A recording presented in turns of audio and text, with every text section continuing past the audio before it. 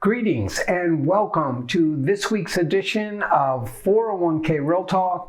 This is Fred Barstein, contributing editor for WealthManagement.com's RPA Edge. I read all of the industry stories and pick out the most important and interesting ones, providing open, honest, and candid discussion you will not get anywhere else. So let's get real. First story is, even as it seems like the war for talent is easing just a bit, the importance of retirement benefits continues to grow for employers and for workers. The 2022 Sherm benefits survey focused on the SMID market employers who saw healthcare, retirement, and leave as the three most important benefits. Low on the totem pole is wellness, which seems to have run its course for now. 94% of businesses surveyed offer a 401k, 68% also offer a Roth K, but just 51% deploy auto enrollment and 26% auto escalation. So there's still plenty of opportunities for elevated plan design for RPAs. Second story is the Senate Finance Committee unanimously approved retirement legislation, which mostly mirrored the House bill approved this past March, signaling widespread bipartisan consensus to encourage retirement savings as well as allow for emergency withdrawals. Participants can take out $1,000 without penalty in the Senate proposal once every 3 years, which may help with loans. Both bills would either require or encourage auto enrollment. The question is whether the legislation, this legislation building on Secure 1.0 will be important enough to attach to the fall fiscal bill, because it's unlikely that it's not important enough to pass on its own.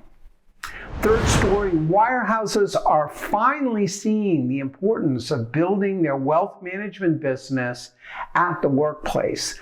Morgan Stanley, which has been the most aggressive, recently announced the acquisition of American Financial Systems, which focuses on non-qualified plans.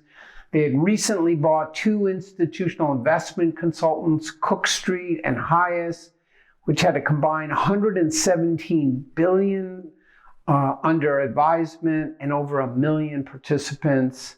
Non-qualified plans are a good way to identify and access high net worth and mass affluent participants. UBS's purchase of Wealthfront, the leading robo-advisor, is another indication of wirehouse focus, but from an entirely different angle. Fourth story, is PEP adoption slow? And if so, why? Though half of Paychex sales are said to be through PEPs, and Lockton indicated at the end of last year that they had $5 billion in their PEP, some industry experts expected faster adoption. Cost savings are not there as pricing for small plans has become more competitive, especially through fintech record keepers.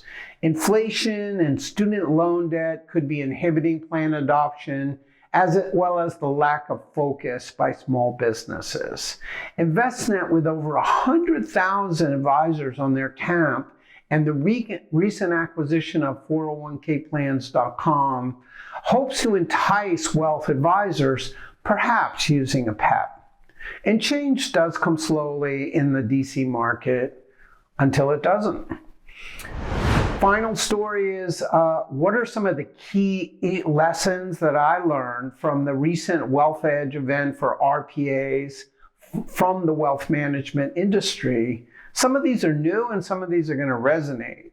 Number one, transparency engenders trust, which takes a long time to build and a moment to lose. One bad apple hurts us all. Think of Madoff. Geography and time are no longer an asset. Land and expand. In other words, something that the RPAs have been trying to do with participants. The goal for these wealth managers is to remove complexity and solve for uncertainty. They're using wealth tech to engage participants, especially through the embedded app market, which is said to be huge. And finally, of course, the use of data and AI. So those are the 5 most important and interesting stories I found from the last week.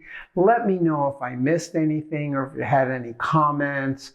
Otherwise, I look forward to speaking with you next week on 401k Real Talk.